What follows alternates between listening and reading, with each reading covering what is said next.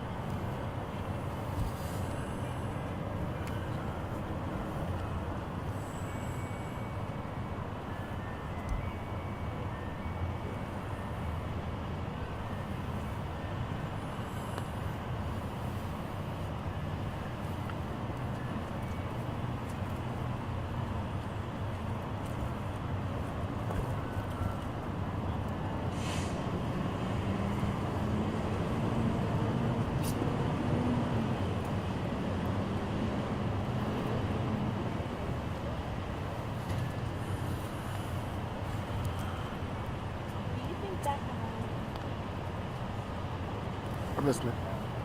Sorry. Nothing much. Just more cases for the deportation. I think that guy in the suit, Kim, could have been this guy?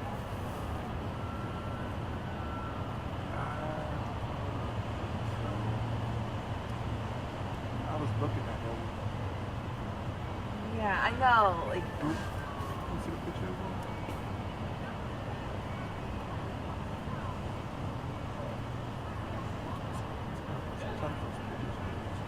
yeah. This guy kind of looks like he had more hair. Yeah. I was looking. I didn't think so, but it's hard to say.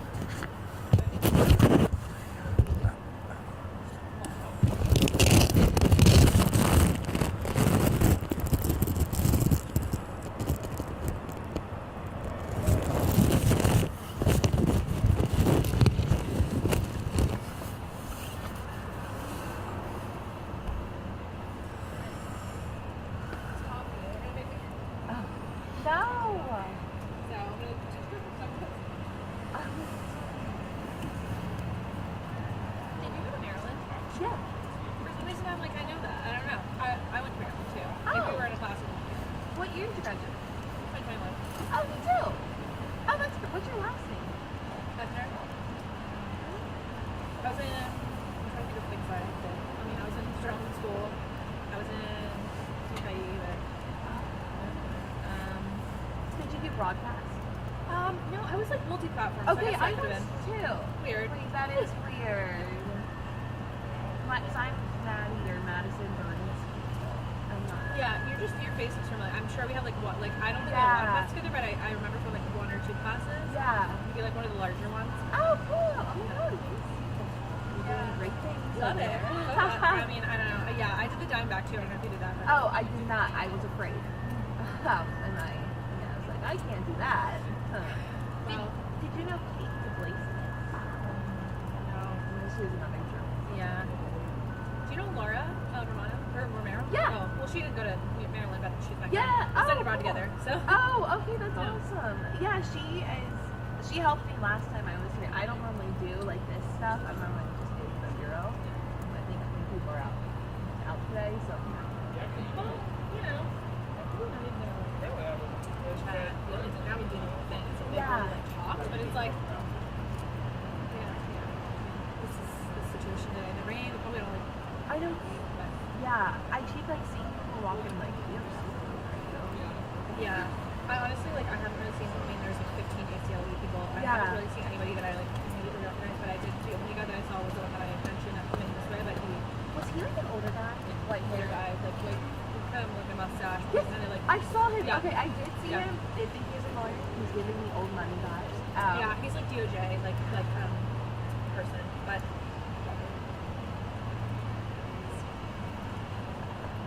Oh, I mean, sometimes Yeah. it's like, I think some days it makes a little sense, but like some days. Anyway, I'm gonna throw this out. I gotta go to my guy like a upload or something. I should. Are you're outside too? Yeah. You don't have an umbrella? No, but he has an umbrella. He has an umbrella over there, so I don't have an no, we have extra. nice talking. Hey, you like coffee? I was thinking about it. Did everything start? We sure nobody's coming in now? I assume so because now it's like 10 minutes in. Yeah, you would probably get your, handed to you if you walked in now. Yeah. Oh, yeah, them judges. Yeah, no, I thought you meant like me personally. And No, I was that guy. Because as a matter of fact, that guy, he was after. That was 134, 135. Yes. No, those two umbrella guys. Yeah. I thought they were people, and the guy with the checkered kind of suit, the blue guy. Yeah, but. I mean, unless he's going in to get his head chewed, Lawyer. because he was after 130. Yeah, and then there was she said that someone else passed us who was a lawyer too, which we saw him. He was an older guy. He was like speed walking here, but he's not in our lookbook thing either. Anyway, but no, I think we could get like coffee or something if you want. Okay, I'll probably give a couple of minutes and I can hit the restroom and grab something. Oh yeah, or you. So you said you haven't been here since 2 years? Yeah. So where they had you? I'm normally in the bureau, like, or I'll do shoots sometimes, but normally I'm in the bureau, like, I do world news and GMA stuff. I love the GMA shift. Okay. Like, a year. That's actually really where I've been. Which is not really in the field. Gotcha.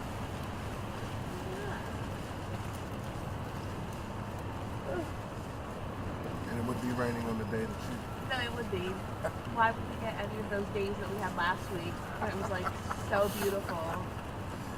My wife was like, it's going to rain on that. Of course it is. Of course it is. Why wouldn't it? No, like why? And it's gonna be cold. Yeah. Like, this is like the most miserable weather. But they had it at the hearing or the session is going on until 3. I don't know how long it's going on, but a guy at the assignment and editor at work said maybe till like 4 or something. Or yeah, wait, he said between like 2 and 4. So no confirmed end time.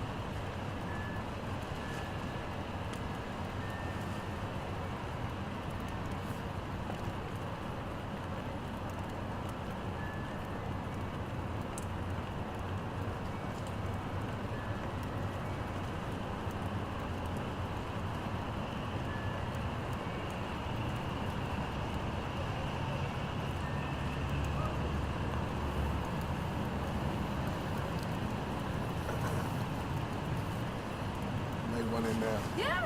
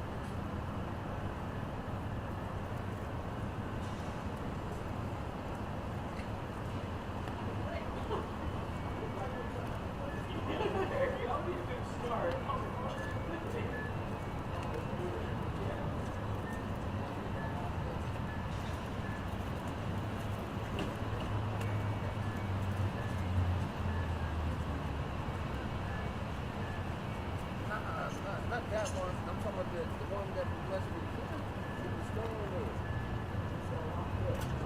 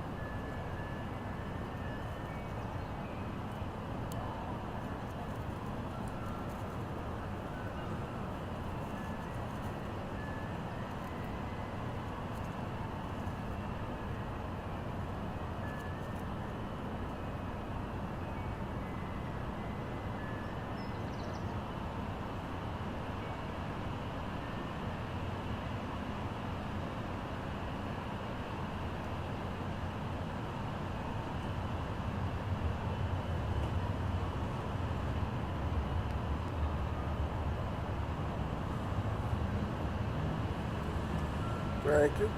How'd it go in there? Pretty good. They just closing. The what? Cafe. Oh, the cafeteria? Yeah. Oh, good to know.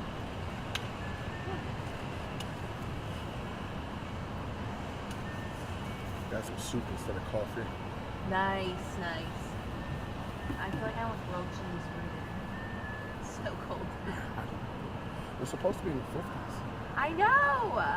It's like, jeez. Yeah, hopefully it's supposed to stop raining. It said like around 2 maybe? Yeah, that's what I saw too. I checked that out. Yeah. So it should be sun. Although it looks like maybe it did stop raining. Yeah, it feels like it may. I might go in to use the restroom and then Okay. I brought Make sure it's powered.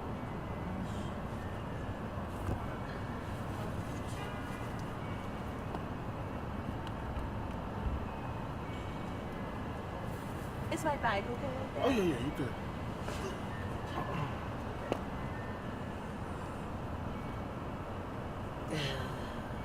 Do you want to eat inside? Okay. I'll hold the fort down. Okay, yeah. So, that's what I'm gonna And if you want, if you don't want your bag to get wet, you can always put it over there. Okay, I might do that. Can I leave my umbrella right Sure, here? sure. I just don't want it to get rained on and then have to use it. I got you.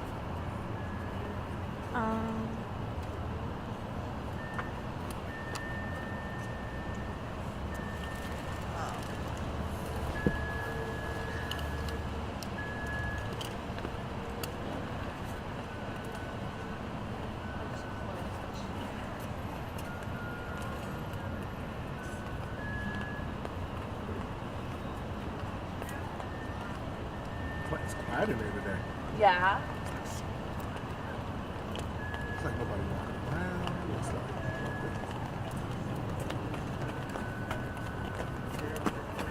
All right, I will be right back.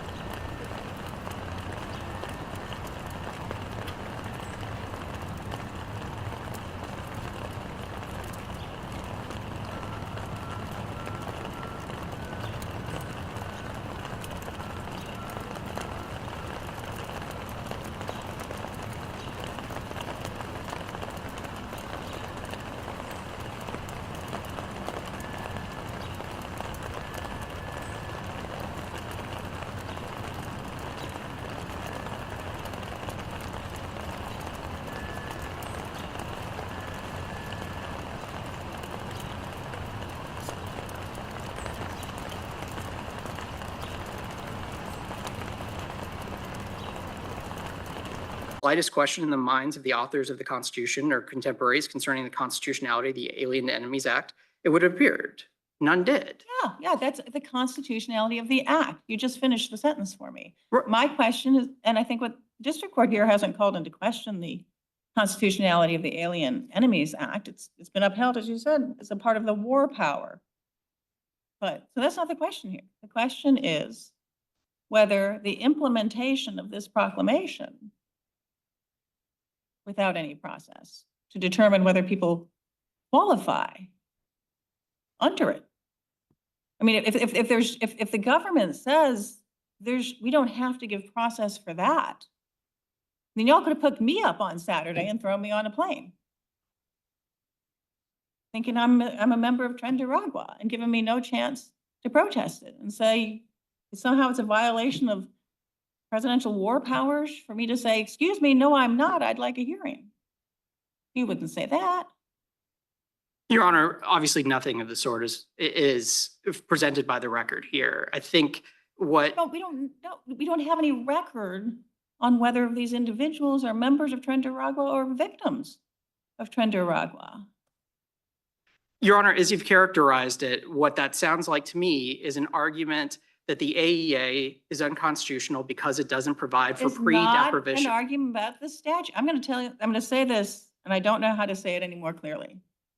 My questions are about the implementation of a particular proclamation under the statute. That is not an argument. And quite frankly, the statute provides that there will be regulations issued.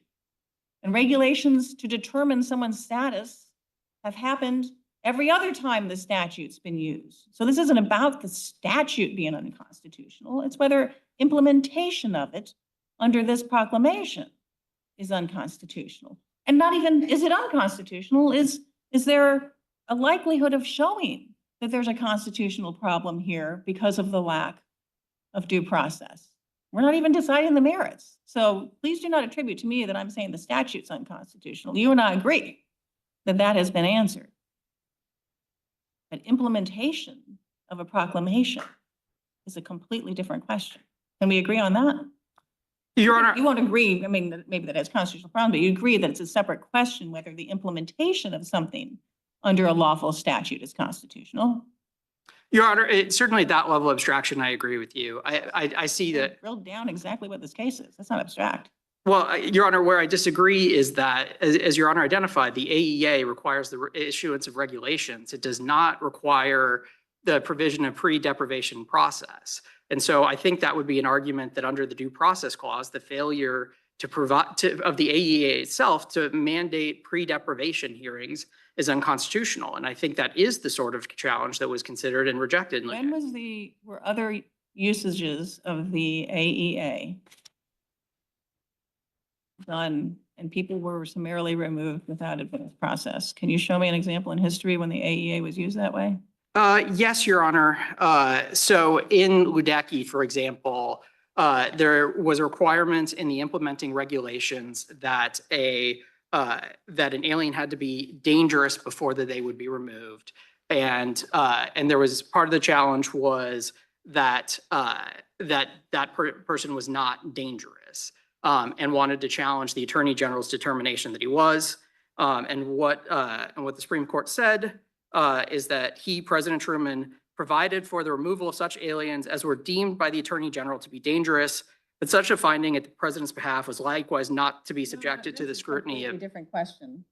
All right, footnote 5. The order recited that the petitioner was deemed dangerous on the basis of evidence adduced at hearings before the Alien Enemy Hearing Board. That's what I'm talking about. They had a process there for the decision. Question whether a court can review whether a secretary properly deemed someone dangerous. That's what they said. That's committed to the discretion of the secretary whether someone's deemed dangerous. But there was hearings and there was process. I asked you when they haven't had process. Your Honor, I guess then that points to me that this conversation has been very much about due process, but even as the 37-page opinion that issued this morning, it seems to sound in due process, but doesn't make a holding based in due process. And so that alone. Well, it says it's limits. That's how, and it's not holding because it's a TRO, but it says it's limiting its likelihood of success analysis to that question. And then to get, if you want to respond to that, because I wanted to get to this question of whether it can only go through a habeas, but I wanted to let you. Your Honor, so we think that the rationale has been swapped out at the last minute, less than 4 hours before oral argument. We think that's procedurally improper and potentially jurisdictionally problematic, where the ordinary rules of jurisdiction do not permit district courts to present this court with a moving target on appellate review. And I think that's exactly what we have here. Another procedural problem here is that you never sought a stay from the district court. That's correct, Your Honor. This is obviously You've had plenty of time. You had a week, more than a week. You've never sought a stay from the district court first, which our precedent require. No, Your Honor, it certainly that is a general thing. This case is absolutely extraordinary that we moved within mere hours for this court. It obviously was not possible to exhaust before the district court in You were that time. before the court, I don't mean you personally, the government was before the court Saturday afternoon in person when the TRO issued, right? There was a government attorney, it was you or someone else, but there was a government attorney before the court Saturday afternoon when the operative TRO now was issued, correct? That's correct, Your Honor, An although, attorney have said when the TRO was entered, we request a stay so we can seek relief from the Court of Appeals? Did they have time to do that at that hearing?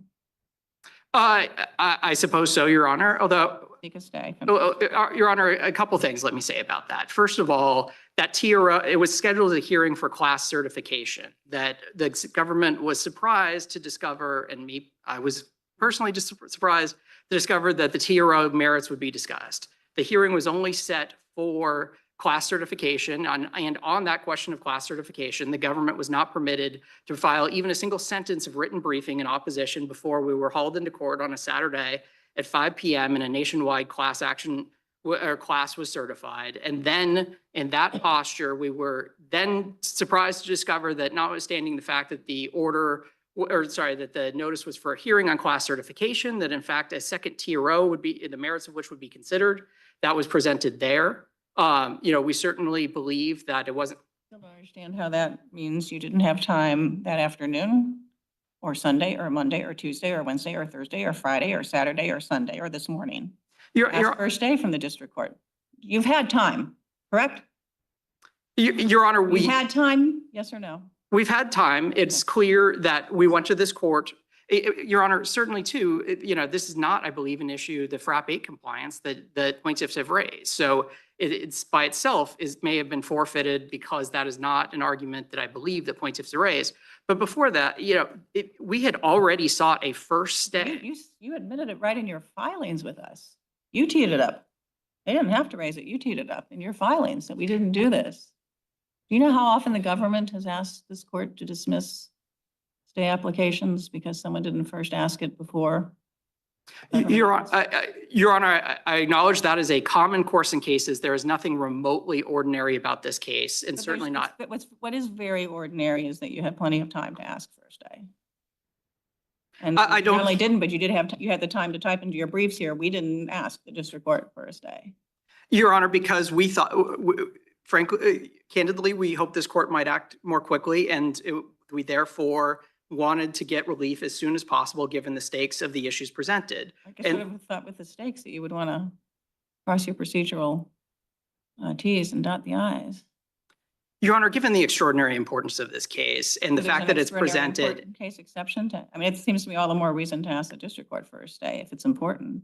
I mean, is the government now of the view that we should adopt as a ruling in this court that when it's extraordinarily important, but there's still plenty of time, you don't have to ask a stay from the district court first or from an agency first? Your Honor, we disagree that there was plenty of time, and we went to this court. More than a week. Your Honor, One sentence.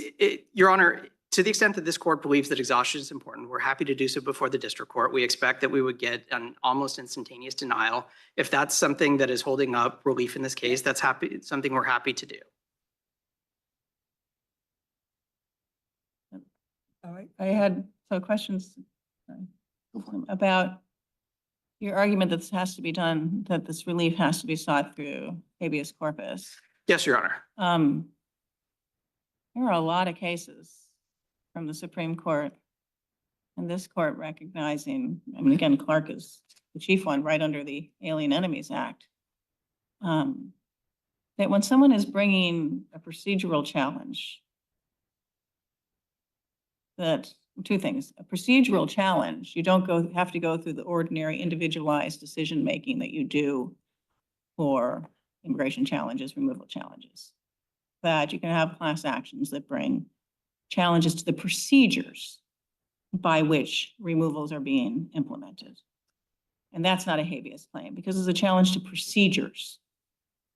And married to that is that not one of these plaintiffs, or as best we can tell, people in the class, is asking to be released from custody. And the Supreme Court has said time and again that when you aren't being asked to release from custody, in fact, they want to stay in the US custody. No one's challenging the right of the government to detain them.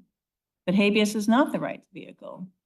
You've got Thurgasium, you've got Munaf versus Green. It's not the right vehicle. And in Clark, we allowed a lawsuit by an organization and 159 parties challenging application of the Alien Enemies Act. Your Honor, I disagree with that for three reasons. First of all, the procedural right here that the district court derived in its order this morning essentially comes out of a string side of habeas cases.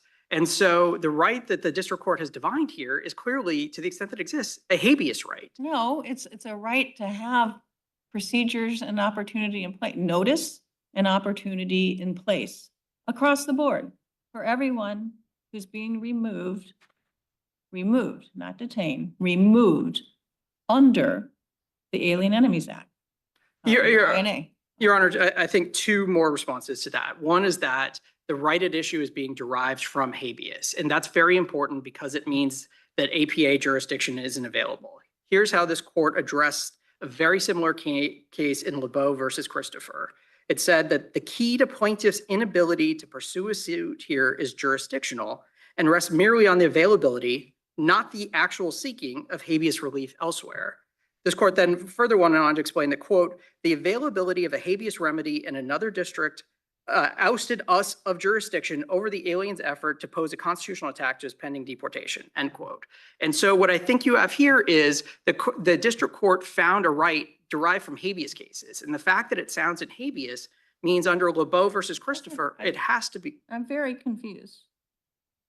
I'm very confused because we've got plenty of cases, and the Supreme Court's got plenty of cases that say when you're not asking for release from custody. Munaf was someone who said, I'm happy to be in the US custody. Please don't release me to Iraqi custody. And that's right. And that sounds very similar to here. We are not, probably not happy, but they're not disputing the right of the US to detain them. What they are disputing and challenging is the capacity of the US government to release them to Salvadorian jails without any advance notice and due process of whether they even qualify under the proclamation. That's not release. And we have said time and again, and the Supreme Court has told us, which is much more important, that's not habeas. Whether it's arising in an immigration context, a war powers context, like the war in Iraq, it's not habeas, and that is addressed through the APA. Your Honor, I disagree with that. I agree that Munaf is an instructive case, but I think it cuts the other way. Here's how the Supreme Court characterized it, and I believe this is how you were characterized as well. It's like, here the last thing petitioners want is simple release. They essentially wanted to stay in custody, but nonetheless, I believe it was part 2 or part 3 of the Supreme Court decision in Munaf held that habeas was available, and then in part 4, it held that habeas petition failed on the merits. But the first issue presented was whether or not you could bring habeas in such a circumstance, and the answer to that was yes. And then the Supreme Court held it again in Thurgasium. Sorry if I'm saying it right. Thurgasium, right? Filed habeas petitions in an effort to block their transfer to Iraqi authorities, rejecting this use of habeas. They rejected it. They rejected it on the merits, but they didn't say that habeas wasn't available. And I think Thurgasium is a different case. That actually was a challenge to the procedures, which doesn't sound in habeas. But here it does sound in core habeas, and let me explain why. No, it's not. It's a procedure. You don't have any procedure, at least as of Saturday when the TRO is issued. At the time the TRO is issued, and we'll talk about the second one because I guess sort of absorbed the first one. At the time it issued, there was no procedure in place, no advance notice sufficient to allow anyone to seek habeas. And there was nothing in the proclamation or in regulations or processes, doesn't have to be formal regulations, but processes adopted by those implementing the proclamation to give any such process. That's the argument. That's the issue. And that was not released. That is request for injunctive and declaratory relief due to failed procedures that the Supreme Court has said time and again do not constitute, cannot be brought in habeas because you don't want release. Your Honor, I disagree with that on a number of fronts.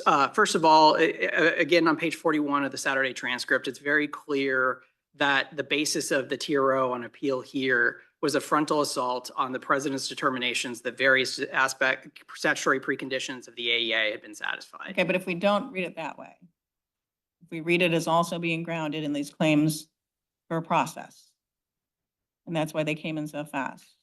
So we get away from those issues. They want declaration or injunction against TRO to start with, declaratory or injunctive relief against removal. Your Honor, the fact on a failure to adhere to due process by those implementing the proclamation. Your Honor, I disagree for two reasons. I think, first of all, their complaint still clearly includes those facial attacks on the sufficiency of the statutory preconditions. As long as those are in there, those are an attack on the government's ability to exercise a scintilla of custodial authority over the bodies of plaintiffs in order to either detain them or to remove them. And so as long as those are in the complaints, those sound in core habeas and cannot be brought here and would require transfer to another district or dismissal. But second, I think that the procedural one still challenges fundamentally in core habeas. It says you may not do anything to me under the AEA until you satisfy these preconditions. You are utterly without power to do so. I mean, that is the same sort of core habeas as asserting that a conviction is wrong because procedural requirements in a trial were not followed. No, I don't think that's the same at all because people don't go through a trial in this country without getting the gold standard of due process. And that was not happening here. I think that's a false equation. The problem here is, right, the problem here is that they are challenging implementation of the proclamation in a way that never gave anyone a chance to say, I'm not covered. And if your argument is we didn't have to do that, it's an intrusion on the president's war powers, the courts are paralyzed to do anything, then that's a misreading of precedent. It's a misreading of the text of the Alien Enemies Act.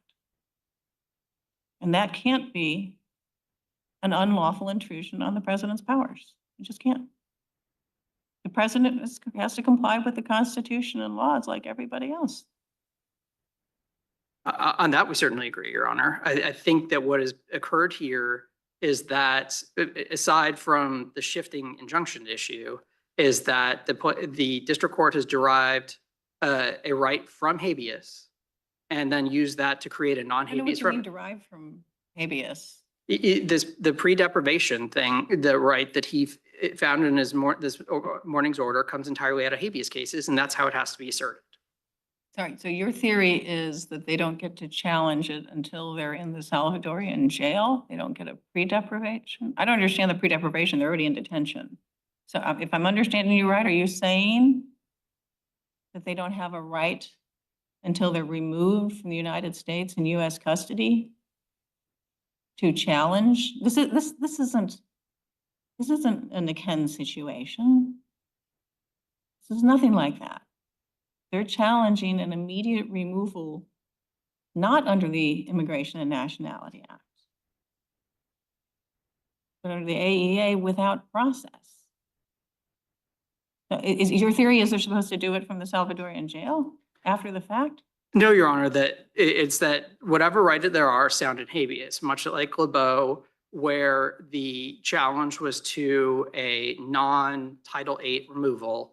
That sounded in habeas and had to be brought as such. And the availability of habeas meant that the district court was ousted of jurisdiction to hear other claims that same logic means that the TROs issued below are not, invalid and should be reversed or The dissolved. Supreme Court in McNary versus Haitian Refugee Center, Reno versus Catholic Services said, we don't care about jurisdictional limits on claims that are supposed to go through ordinary statutory processes like Title 8.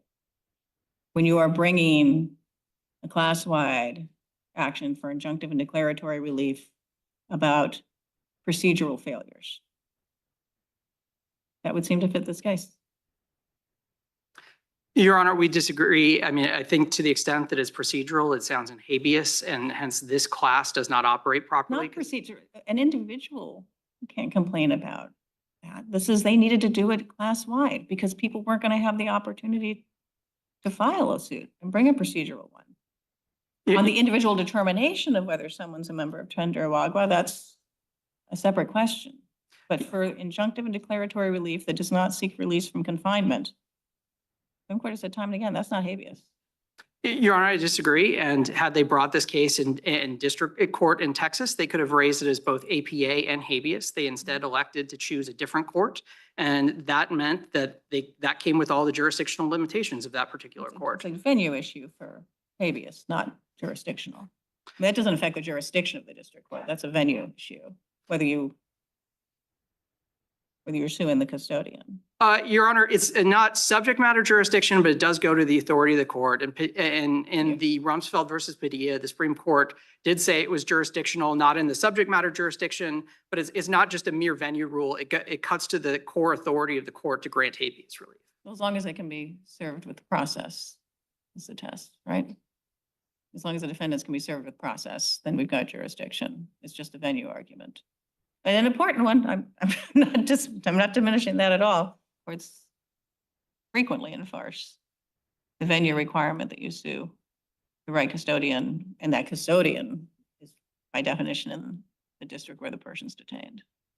Your Honor, we certainly agree that it's case dispositive. I think it's not, venue may undersell how important it is. Supreme Court has characterized it as jurisdictional in the sense that it goes outright to the authority of the court and not merely a sort of, steering things to where they might be convenient to be heard. It's something more fundamental than that. But in any event, that probably doesn't matter because I think we're agreeing that if venue is improper or for habeas, like the court is just simply out of authority to do anything.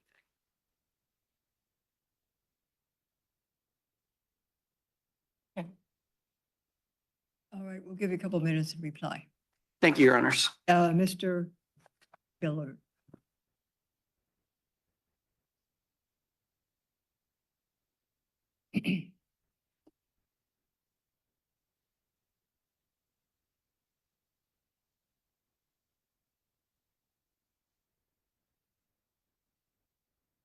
Good afternoon, Your Honors. Lee Galern from the ACLU for plaintiffs. Time permitting, I want to address why this court, the courts absolutely have jurisdiction to review whether the statutory predicates to the Alien Enemies Act have been met and why they haven't been met here. But I want to put that aside for the moment and sort of jump into the conversation you've been having with the government. First, I just want to put one thing to bed. The district court has not said anything yet about whether he intends to try and bring people back who are already sent to El Salvador. The district court is very concerned, understandably, that his order was violated, but he is trying to get to the bottom of those facts. He has not made a determination of whether his order was violated, much less what he would do as a remedy, whether he would try and order the individuals back. So I don't think that issue is before this court. And so I think that's a red herring. The second thing is that I think the government now, and we in the government have sort of joined issue.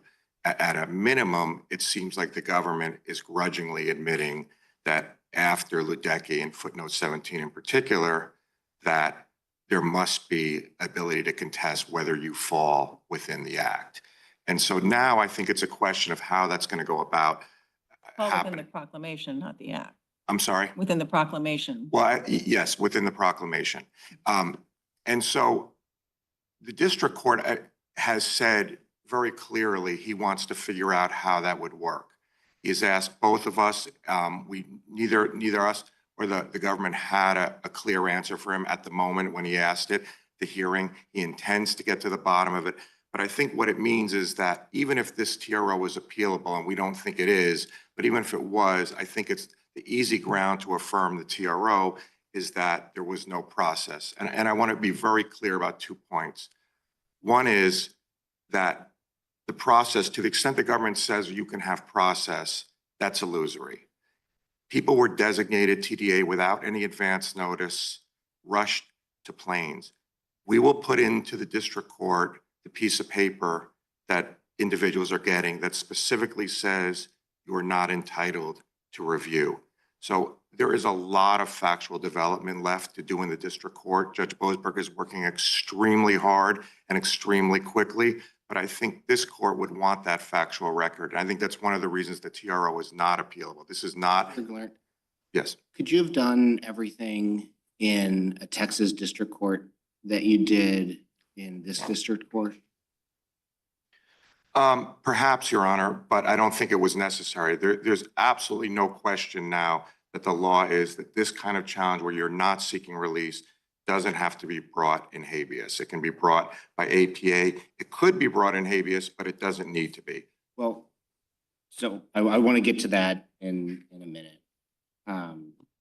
But I think the common ground that you've just sort of asserted and that the government, you said, kind of has begrudgingly given, it's really significant common ground that I think has been lost in some of the briefing and some of the transcripts.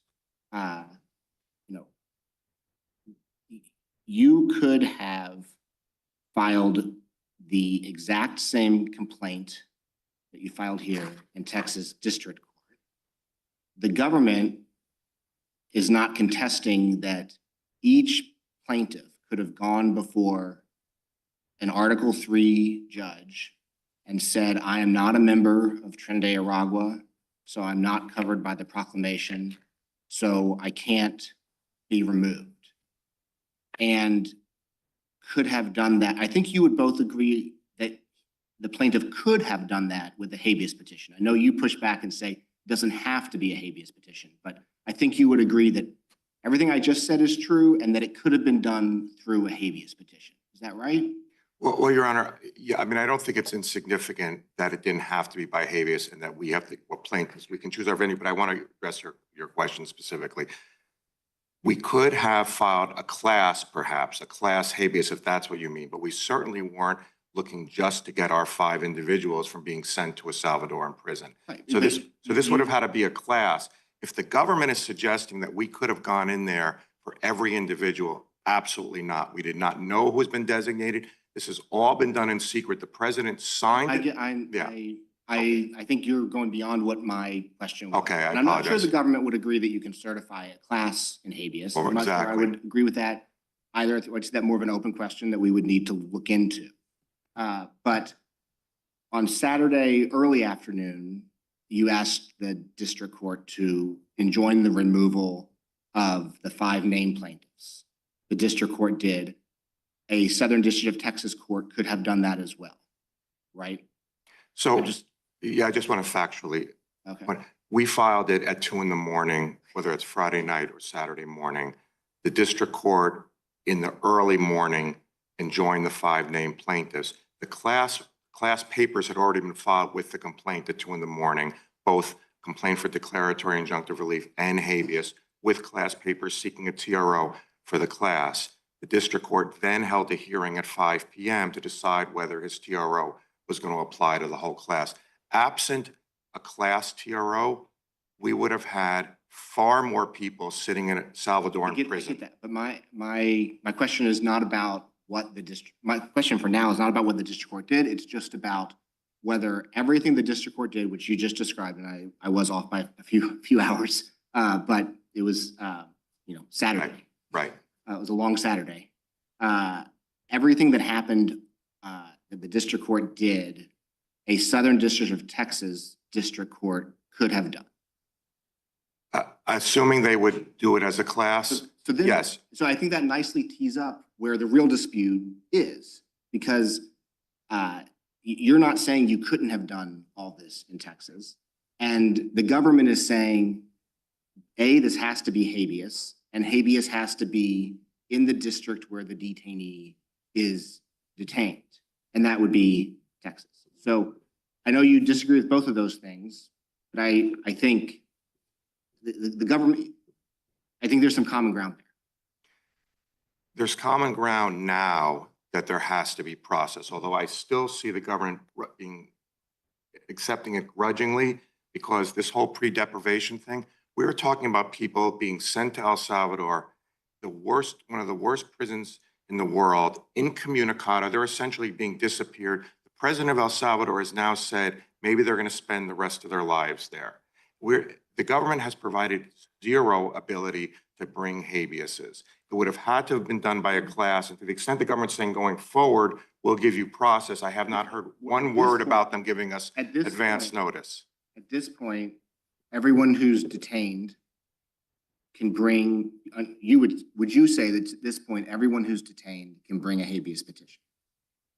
Because of the TRO by Judge Boasberg only. And that is even assuming, and I don't think this is true, that everyone has been clearly designated, that we know exactly who the government thinks falls under the proclamation. And therefore, if they didn't file a habeas right away, they could be put on a plane. And so I certainly don't think this is the way it would go about with individual habeases. You know, and If the TRO were lifted, there wouldn't be a meaningful way to bring habeas. I think the government is going to put people back on a plane immediately, just as they did. The whole thing has played out in secret. The president is supposed to make a public proclamation. He signed it on March 14th. It wasn't published till the afternoon of March 15th. People were already being lined up to be brought to planes. So I think we're dealing with something that is illusory, and that's even if we accept that habeas can be brought. But I mean, we know it can be brought because you brought it. You filed a habeas petition. It could be brought by habeas, but it doesn't have to be. And I think So let's go to that, whether it has to be. Right. And I think perhaps reasonable people can disagree about this. I think it's hard to get around LeBeau v. Christopher. The district court addressed it today. I'm sorry, hard to. LeBeau, I may be pronouncing it Yeah, wrong. so that, Can I just read? Yeah, sure. I'm sorry, Your Honor. Says, of course, the plaintiff's focus is not explicitly on their present custody. That's very similar to this case where you're saying, you know, we're not asking to be let out of detention. We're just saying don't transfer us to one of these other countries. Says, of course, the plaintiff's focus is not explicitly on their present custody.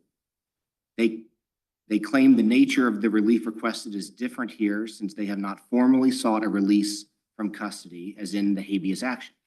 But, and the court goes on, we have rejected precisely such efforts to manipulate the preclusive effect of habeas jurisdiction. So I think that's a tough precedent for you where LeBeau was, as I understand it, was about to be extradited to Canada, didn't want to be extradited to Canada, could have filed in Illinois where he was detained, actually did file a habeas petition there, filed in DDC, and our court said, no, you can't bring this suit in DDC. You have to bring a habeas suit in Illinois to challenge not your detention, your transfer to Canada.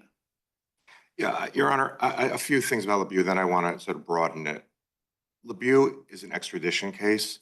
The extradition has for 225 years had its own case law, but I think the key in LeBeau that the court understood was that they were in fact seeking release through the other habeas. And so it seemed a little bit like they were trying to circumvent the habeas. I think that's why it's different. But the case law is voluminous that you don't have to bring a habeas unless it's a core habeas challenge to release. And I just want to touch on Thurassingham for a second, that Judge Millett brought up. Thurassingham, the government walked into the Supreme Court and said, the only time habeas can be used is when you're seeking release from detention. You can't challenge your removal. That was ultimately what the Supreme Court accepted. That was the holding. That's on top of case after case after case saying, if you're not seeking release, and I want to be 100% clear, no class member is seeking release. Judge Boasberg was absolutely clear that his order will not stop anybody from being prosecuted, anybody from being detained, allowing anybody to be released allowing anybody. There no, and I don't know the answer to this question. I tried to ask the government. Yeah. I think maybe they didn't know yet. You may not know either, and suspect you haven't talked individually with every one of your class members. But do you know if anyone is currently being detained under the Alien Enemies Act proclamation and not being detained under any other legal ground? I don't know the answer to that. I suspect that most people, maybe all of them, are being detained on the immigration laws because they were in proceedings. I mean, the government is using the act to try and short circuit the immigration proceedings. And so I think what they have done is pull people out of proceedings and put them on the plane to El Salvador. So your original complaint mentioned apprehension and removal, and you wanted to enjoin both. I understand the district court did not accept your invitation to enjoin apprehension, but that does suggest that you were worried there would be some class members currently at large in the country who might be apprehended under this AEA authority. So Your Honor, I think to the extent that that language is in there, it may be inartful, but we're 100% clear with Judge Boasberg, and he has been 100% clear. We are absolutely not trying to get anybody out of detention, stop anybody's removal, stop anybody's prosecution. And I think that goes to the larger point. This is a very specific statute, a wartime statute dealing with a very specific problem. It does not bar any other authority for prosecuting or removing these individuals, much less have to do with anything about stopping ships in China. Can I ask you about Munaf v. Guerin? Because I do understand how you can read it to help the government here, and you can read it to help you here. I think the government is saying the first thing the Supreme Court held there was there is habeas jurisdiction. This is someone who wasn't objecting to being held, but was objecting to being transferred from U.S. custody in Iraq to the Iraqi government in Iraq, and said, don't transfer to the Iraqi government. And the first thing the Supreme Court held was that there is habeas jurisdiction for that because he was an American citizen. And then said, in your habeas cause of action, you lose on the merits, right? Because we're going to respect the Iraq's kind of what they said is Iraq's exclusive jurisdiction to punish offenses against the laws committed within its borders. So we have habeas jurisdiction, and habeas is your cause of action. But with that cause of action, you lose on the merits because of Iraq's exclusive jurisdiction to punish offenses against its laws committed within its borders. And if that's how it's read, it seems like Munaf is a pretty good precedent for the government saying, look, if you want to challenge your transfer from U.S. custody to another nation's custody, your cause of action is habeas. I think two things about that, Your Honor. One is Munaf said you could do habeas. It didn't say you must habeas. And I think that's the difference in these core habeas cases. Whether you could bring it in habeas, you often can bring it in habeas, but then whether you must bring it in habeas. So we understand the Chief Justice to be saying in that case, I think it was fairly clear, the last thing you want is simple release. Right. And so I think that's why Munaf doesn't answer the question. And Thursingham, of course, is the most recent precedent from the Supreme Court. On the not having to bring it as habeas, the district court understands your cause of action to be an APA cause of action. I think the government says this is a presidential proclamation. It's different than an agency proclamation. I think last time I was on a panel and you were the attorney, it was an agency proclamation. And you can bring it, we see every day in this court challenges to agency order under the APA. But if there's a challenge to a presidential order, the APA is not typically the vehicle for that. And Franklin v. Massachusetts says, at least as a general matter, it can't be. I think what you'll say is, at least on the individualized determinations of whether the class members are part of Tren de Aragua, you're going to use the APA to challenge decisions that are being made by lower level officials. To me, that, if true, just indicates that there's not the type of commonality for a class that you need in order to certify a class. Right, Your Honor, so a couple of things. One is I think we cited multiple cases that say even where there's a presidential proclamation, you can challenge its implementation by the agency. But to your common question, our common questions are obviously first, whether the AEA can be used at all against a non-foreign government. But the second question is, are they entitled to process? So at some point, if there's individual determinations about whether you fall within the proclamation, those obviously will be all common. But the initial question that we're fighting with the government about, and they're still, I think, grudgingly only conceding it, is whether they're entitled to some process. They clearly have not been given process, but for this action, I don't think the government would be conceding what it had to concede. What's the status of the habeas petitions in Texas, the ones that have been filed and that are ongoing? Yeah, that's a good question, Your Honor. We've been trying at council table to find out a little bit about where they are. I think they're generally on hold. And those individuals, there were a few habeas petitions, very few people who happen to sort of guess that maybe their person is going to be designated.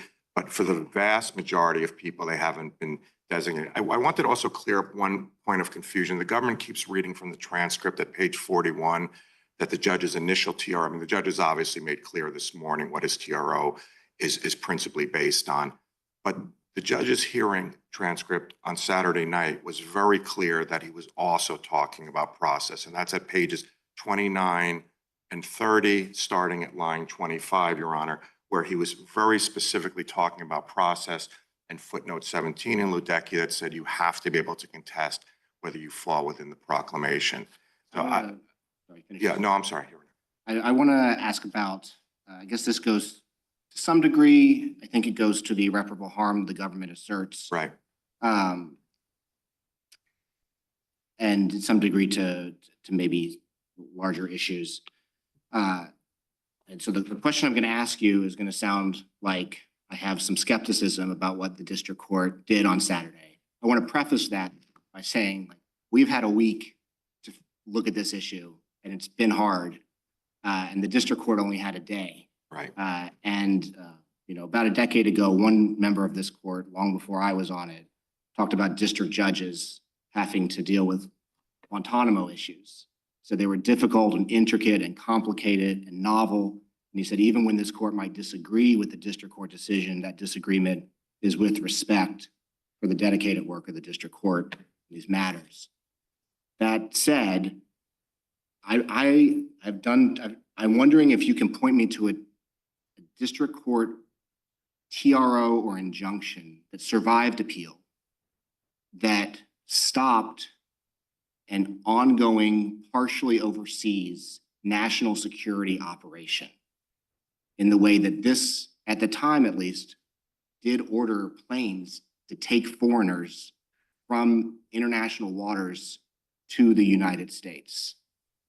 Your Honor, so to start with, the order about him bringing people back, potentially bringing people back, is not before you. And I think there's a lot of factual development. And I don't know how much this court is aware, but there have been emergency proceedings almost every day. And I think the district court has not been pleased with how the lack of forthcoming attempt. I just add that though. Yeah, and so, but that, there's this declaration by, it says that he's been at the State Department since 1971. Kozak. 54 years ago. My math is right. That's quite a lot of experience at the State Department. Now he's a career State Department official, head of the Western Hemisphere's Affairs Bureau. And he says that this TRO is, quote, harming the foreign policy of the United States. It comes after, quote, intensive and delicate negotiations with El Salvador and the Maduro regime, risk the possibility that those governments will change their minds. It gives them leverage for renegotiation. And he warns, quote, these harms could arise even in the short term. So, I mean, those concerns are ongoing. I understand that there are no longer planes in the air that are being ordered to return to the United States with foreigners that the executive branch doesn't think should be in the United States. I guess just maybe from a 10,000-foot perspective, I thought about when Justice Douglas enjoined the bombing of Cambodia, but that didn't go very well. The Supreme Court reversed him in about 6 hours. I found a couple other injunctions that are somewhat analogous, but they didn't survive appellate review either. Can you, standing here, give us an example of a district court injunction that enjoined a national security operation partially overseas that survived appellate review? Well, Your Honor, I want to push back on the overseas part because I don't think the order to return the planes is before you. So what we're talking about is not sending people, and that is Foreign policy straight implications, removal. the But negotiations with okay, Maduro so regime. let me address that. So Well, yeah, no, I will not stop you from having time to address that, but can you just tell me what's an example of a district court enjoining a national security operation with foreign relations Right. implications? I think we can at least agree on that. So I think for one thing, I would cite Boumediene with the Supreme Court saying there has to be habeas. I mean, the government could not have argued more strenuously that the court should not interfere and say that they're entitled to habeas while they're at Guantanamo. But to your point about the national security, I want to return to something that Judge Millett said.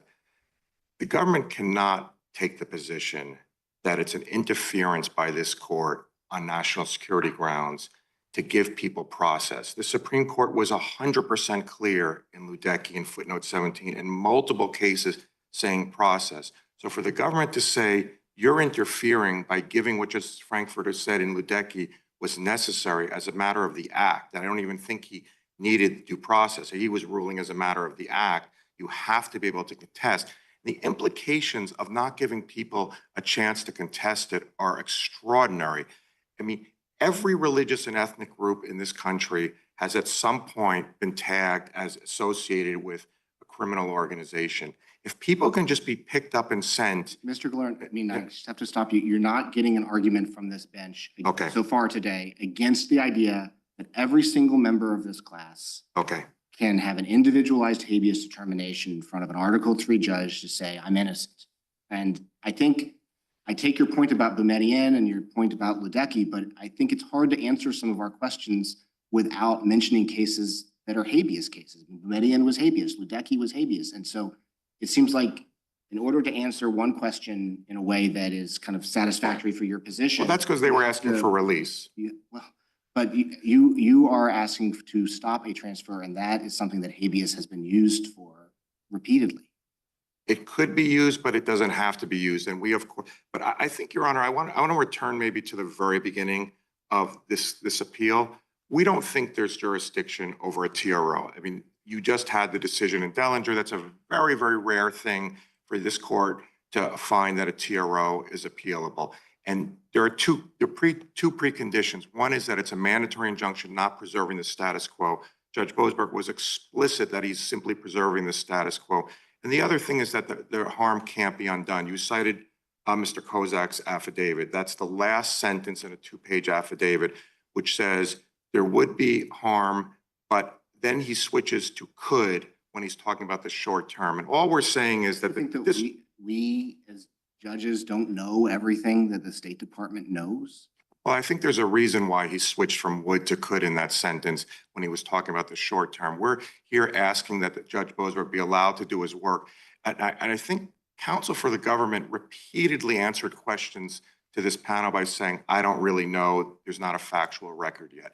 How do you just, on the question of whether this TRO is the type of normal TRO that can't be appealed or is the type of unusual TRO that can be appealed? We have this Adams v. Vance case from 1978.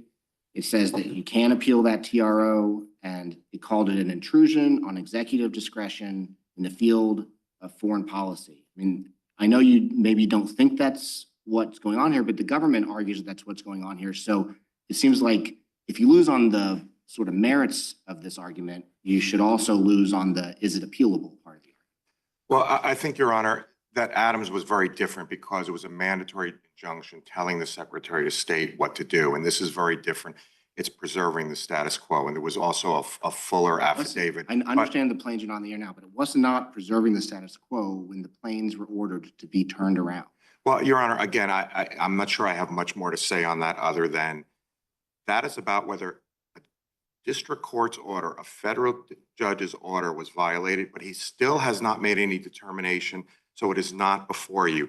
In saying that keep these people on the ground, don't let them be removed under the Alien Enemies Act. This is an unprecedented move to use the Alien Enemies Act for only the 4th time in our country's history without a declared war. He's saying preserve the status quo until we can find all the facts. And I think what we're going to show in the district court is that many, if not most of the people removed had no connection to the gang, that the gang does not actually have a formal structure with members. We're going to put in evidence about what happens in a Salvadoran prison, that you could remain there for the rest of your life.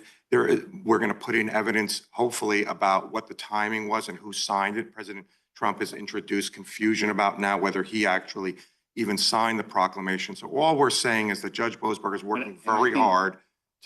I mean, Sorry. no doubt. Sorry, you can finish that sentence. 'Cause No, I was just agree saying. he's working very hard And and that he has had to move very fast. And I think we're going to move on a preliminary injunction very quickly. And I think for this court to sanction anything about what the government's doing, or even to say Judge Boasberg shouldn't have time to figure out what the process is so it's not an illusory ability to contest, without a factual record, I think that is probably short-circuiting the way the system should work. I mean, we're really talking about something extraordinary to name a gang rather than a foreign country. This was a wartime measure meant for war. Let me just, Yeah. in terms of irreparable harm to your clients, Right. in terms of El Salvador prison that you just mentioned, all the things that you've just Mhm. that you've just articulated, what's your response to the government's argument? You can maybe do all that, but you just got to do it in the right court, and the right court is in Texas, not here. Yeah, Your Honor, I just want to make, I want to answer that, but I just want to make one other point. The government seemed to be suggesting that this was about pre-deprivation, as if there wouldn't be harm if they were in a Salvadoran prison for a few days. But I don't hear the government saying, if you win that habeas, we'll bring you back from the Salvadoran prison. So it's a little bit of, the question, I'm not sure I have more to say other than there is case after case, starting with the Supreme Court's decision in Prizer in the 1970s, through Thurasingham, saying you do not need to bring a case in habeas unless it's a core habeas, meaning you are seeking release from detention. And Thurasingham was as strong as you can be on that. That, it was a case that I argued, and it was unfortunate because we were asking the habeas be expanded, but that's where it's ended up. And that just builds on multiple cases from this court and from the district court, saying there's a difference between whether you have to bring it in habeas and whether you could bring it in habeas. And so, but at a minimum, I think Judge Boasberg is going to try and figure that out and decide what process, because if the TRO is lifted now, as Judge Millett pointed out, our people are on a plane. They're just on a plane. And so I think Judge Boasberg has done a good job of saying, here's an easy ground to say, if assuming it's appealable, here's an easy ground to affirm the TRO. Why wouldn't 5 minutes after the TRO is lifted, why wouldn't your next move be to file a habeas petition in Raymondville, Texas, where they're being detained? A class action? Well, we don't know that. The 5 named plaintiffs. Well, I mean, to begin with, we're looking not to just have our 5 named plaintiffs not end up in a If you're Salvadoran right that prison. a habeas class action is possible, you could file a habeas class action. Well, I want to also make this point. The government is doing everything in secret. We have no idea if everyone's in Texas. So all of a sudden we see a plane leaving from Arizona and they say, well, you filed it in Texas. So I don't know if the government's asking us to file in every single district in the country, or whether they're going to specifically tell us where people are being designated and give us time to do it. I mean, maybe, but the strangest place of all to file would be in Washington, D.C., where there's likely not a single person detained under the AEA. Well, the people are being, I mean, just as a factual point, but I don't want to dwell on it. People are being moved from every part of the country. So we actually don't know whether people were originally in DC, because the government's not saying it. We know Or a people. detention center in Washington. Well, we know where- there could be in the where- surrounding areas, where- but I think that the proclamation is coming out of here. The agency heads who are enforcing it are out of here. And I think this is a fairly standard place to bring it. But unless, we can't even begin to figure out where to file all our habeases, even assuming a class action habeas, if the government's not going to tell us who has been designated in every district they're in. Do you know where the 5 named plaintiffs are held? The 5 named plaintiffs are in Texas now. They came from all over. I would think they could file a habeas petition in Texas, and you could try to use those 5 named plaintiffs to represent a nationwide class. And I'm not saying you would get the class certified or you wouldn't get the class certified, but at least the court making that decision would be the right venue for the 5 named class members. Yeah, I mean, Your Honor, to begin with, once we're doing that, why Texas versus DC? Just because the 5 named plaintiffs happen to be there at the moment. I mean, Rumsfeld v. Padilla could have argued this. I mean, why What was the? Well, because those are, You could have argued yeah, this. I mean, those You're are, supposed to file habeas where you're detained. well, only if it's a core habeas. I mean, the immediate custodian rule applies only where you're seeking release because you want to be where the district director is. Your Honor, I may have sort of said what I can say about the core habeas. I think there's just too much law now to backtrack There's such a on that. thing as a habeas class action? The Supreme Court has ruled on the merits on habeas class actions. So, but it's an open question. And so if we went there and only had habeas and they said, for reasons unrelated to this case, we're not going to allow a class action, then I think our people would be back on a plane And in then El Salvador. how many people do you represent right now? Your Honor, I wish I knew. The government will not tell us who You they've represent designated. more than the 5 named. Oh, absolutely. It's a class. And Every one of those is your client. that's in yes, the class. absolutely, Your Honor. And so every one of those would need to have you file a habeas action if you can find where they are and what district to do it in. Absolutely. instantaneously. And then going forward, we'd have to know, the government has said they're going to continue designating people. And, just to the point of, I get that we're now at a point where the government or this panel is not saying it's in some venue you can contest. But it's really an extraordinary thing that's happening because people were rushed out, as Judge Boasberg said, and story after story is now coming out that people had nothing to do with the gang. And so I think we're looking at people now who may be in a Salvadoran prison the rest of their lives. And I think that's really the problem. And incommunicado, families can't reach them. There's no way to reach them. And the government wants to continue doing it. And I don't, when Judge Boasberg said, well, how would the process work? And, will there be pre-deprivation? The government didn't answer. And I hear the government also bringing up pre-deprivation again.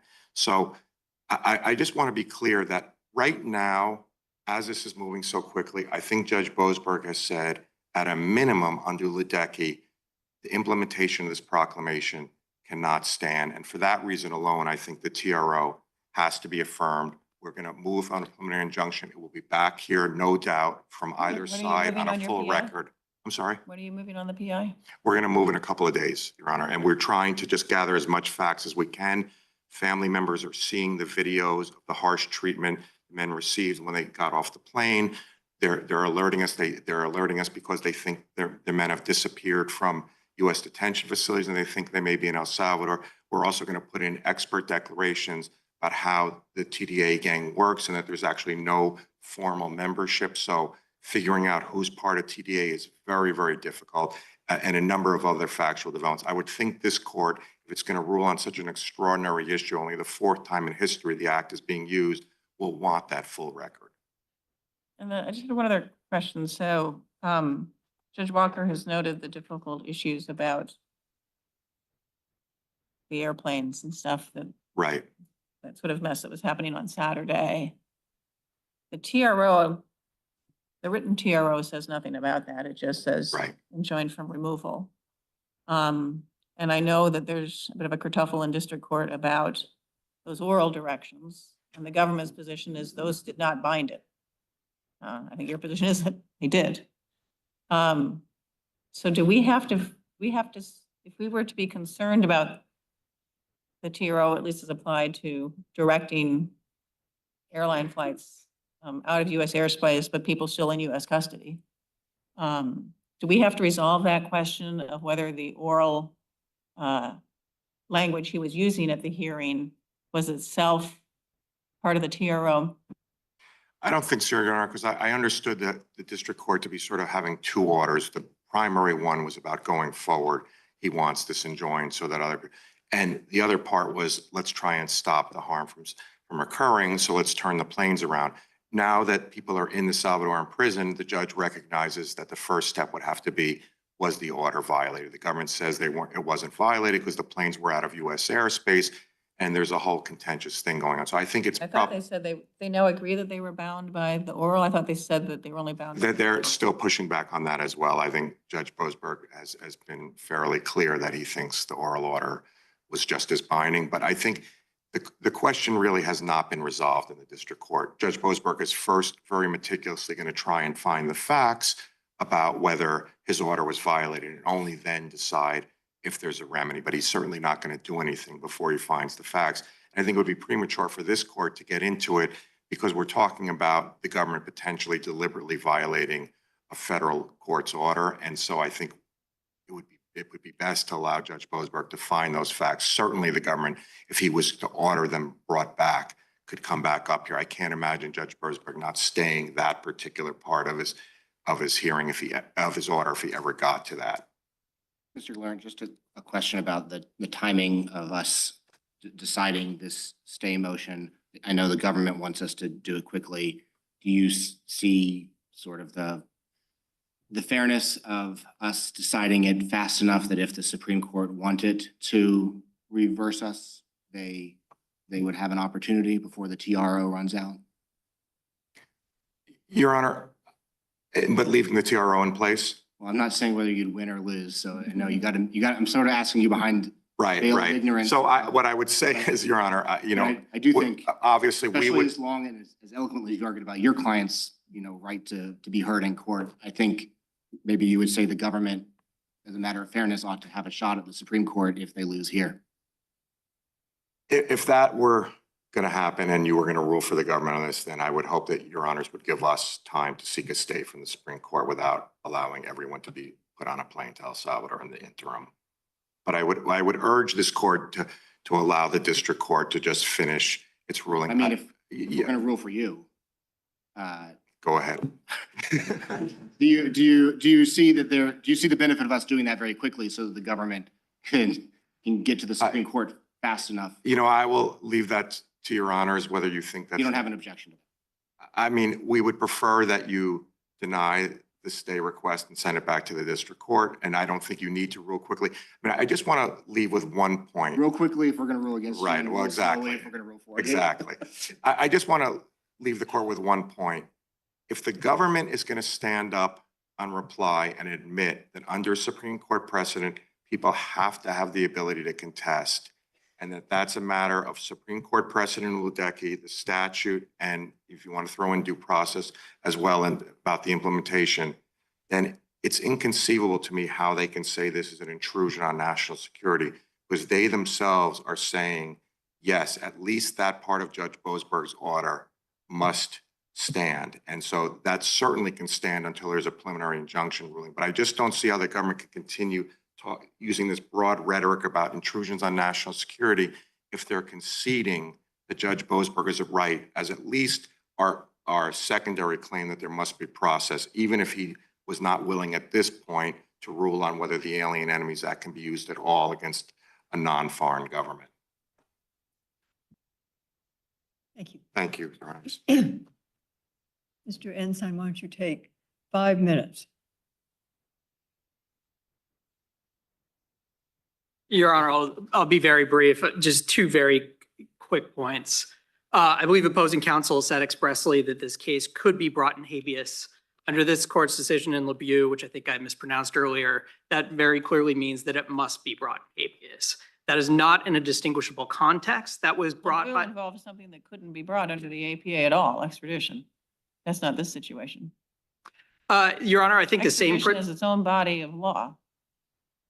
It does have its own, but it is the same context of a person using habeas, or in that case, actually using it in a different court.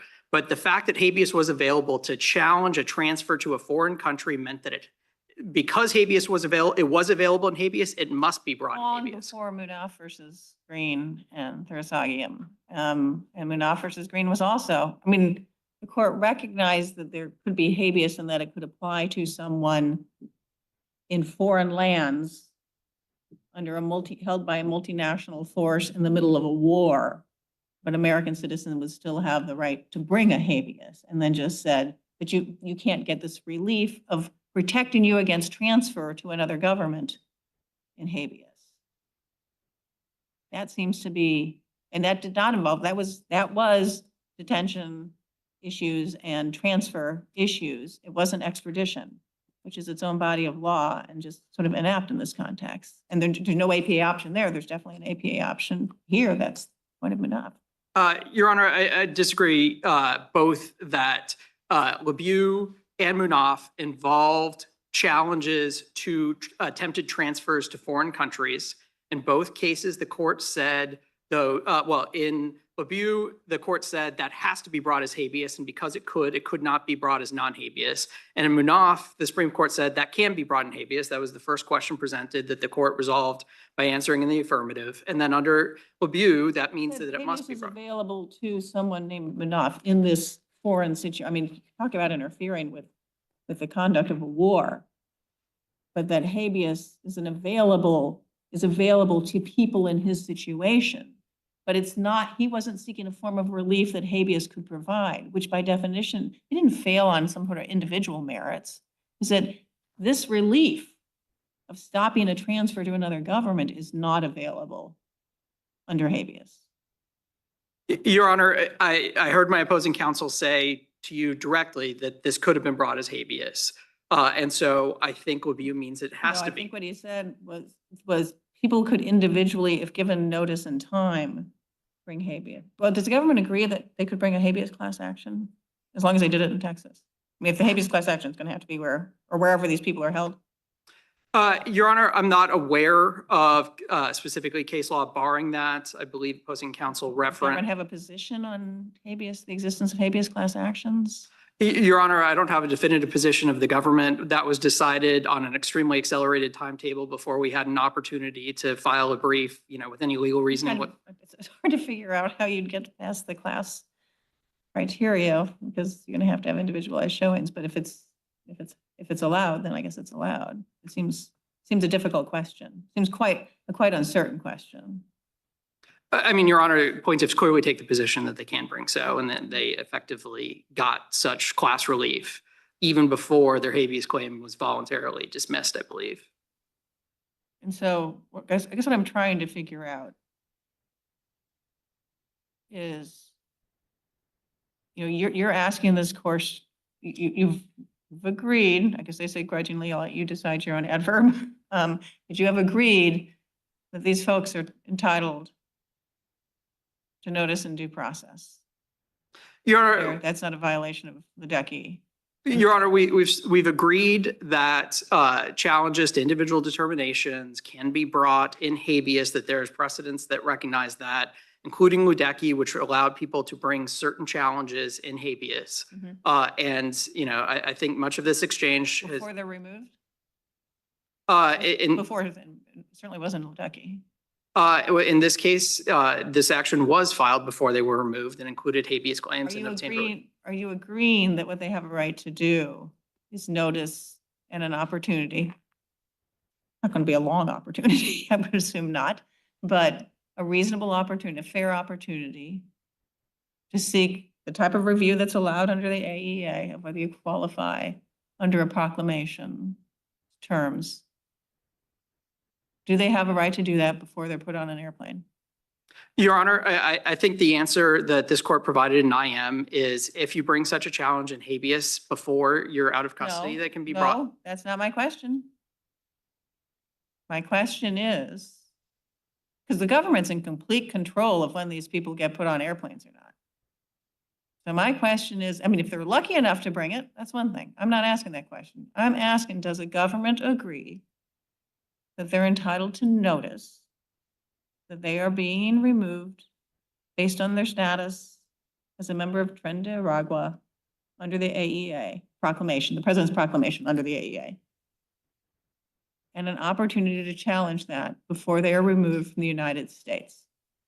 Your Honor, we don't agree to the notice point. We agree that if you bring habeas, that you can raise such challenges and that they can be heard. I don't know how you can bring habeas if you don't have notice. Well, Your Honor, 5 individuals did here. So no, they anticipated it. They filed before there was even a proclamation. And so if we were to rule for you, it sounds to me like if we were to rule for you and vacate the TRO, the government considers itself fully within its rights to pack every member of this class, including the 5 named plaintiffs, onto an airplane before there's a chance, reasonable time to file habeas petitions. Is that correct? Your Honor, I think as we've discussed right now, there's nothing preventing these 5 from filing That's habeas not my action. question. My question again is, if we were to grant the relief you request, would the government consider it necessary to allow time, notice, and time to file a habeas petition before removing people under the proclamation? Or would it, anyway, that's A, or B, is the government's position that it could immediately resume mass removals of these 5 named plaintiffs and the class members immediately? A or B? If you've got a C, you can tell me a C. Your Honor, I think it's B, that we take the position the AEA does not require such notice, but that certainly in this period, these 5 plaintiffs could bring habeas claims right now and are electing not to do so. They could bring it in the correct court, and they've identified no obstacles to doing so. There's a whole class before us. You haven't moved to vacate the class certification. I don't know why you keep talking about these 5 people. We've probably got hundreds of people before us, and I'm asking about those hundreds, including those 5. And as to them, I understand your answer is B. The second we vacate, if we were to do that, people are lined up and put on planes without notice or time to file for habeas. Even though the government agrees that decision, they have a right to have the decision made about whether they even qualify under the proclamation. Your Honor, if the TROs dissolve, the government believes there would not be a limitation and that the statute does not require such notice. Does the government have any obligation with a class certified to notify counsel as to where these individuals are that are being removed, and so they even know which jurisdiction to bring a habeas suit in? Your Honor, I don't believe that plaintiffs have sought such relief. I don't think the district court has ordered it. And so notice. They sought notice. And it seems it's the government here that says you got to file habeas actions. The whole solution here is habeas actions. Let's all have habeas actions. So it would seem a bit rich for the government to say, but we're not going to tell you where they are or where you need to file or give you time to file at all. well, Your Honor, they certainly know where their own clients are and they're refusing to file They in the proper don't. They court. don't even know how many are in this class. Now, you As, can talk about 5, they represent way more than 5. I don't understand why we're just talking about 5. That's a point of class action. Your Honor, they could certainly file in habeas. They seem to care about their They can't form file more in than habeas the. unless they go to the right jurisdiction, I absolutely agree with that premise, Your Honor, But which they is why don't they know need to where they file are, in Texas. and the government won't tell them. They know where at least some of them are, and That's known they're to everybody affirmatively else. refusing to bring habeas in those jurisdictions. And there's, not refusing, they've declined, they've made a choice not to, that's supported by an awful lot of precedent. But that's not the point. The point is well, you must know how many more people are in this class. Your Honor, there is a declaration that provides the estimate. I believe it's the CERNA declaration, filed on Tuesday or so. I don't recall the specific numbers, but it is in the record. Are we 100? I'm sorry, I looked at it. My recollection is it's in around 300 or so. 300. Is every one of them in the same jurisdiction in Texas? Your Honor, I don't know that question. Okay. They don't either. Hard to file. The other thing I just wanted to clarify is, it seems like you're sort of both crossing over here. The written TRO doesn't say anything about bringing airplanes back. It just says that you shall not remove people that are within the class. But it was in his oral direction, which you say was not, unless I've misunderstood the position. My understanding from government's position in district court is that was not a binding order until it was reduced to writing. And so when you're asking us to vacate the TRO, are you asking us to vacate the written TRO, which is one that you say is legally operative? That is what we are asking this court to stay or dissolve. But certainly, I think plaintiffs are taking the position that that incorporates more than what is it within the 4 But you're corners not. of its writing. Right, but you're. We take a contrary position, but jurisdiction in no way depends on the merits, as the Supreme Court has repeatedly explained. Okay. Right, you want to wind it up? Yeah, very quickly, Your Honors. On the habeas point, you've heard that it could be brought in habeas. Labute means that it needs to be so. We've also heard from opposing counsel right now that they intend to bring evidence of individual cases. I think that's important for two reasons. It is in severe tension with commonality requirement of a class. They're now getting into very fact-bound characteristics that are inconsistent with class adjudication. And I think it just again underscores how much this is sounding in habeas. My particular circumstances warrant you not exercising custody over me is a classic habeas claim, and it should be brought as such. Thank you. Thank you, Your Honors. Honorable Court now adjourned until Tuesday, April 1st at 1:30 a.m.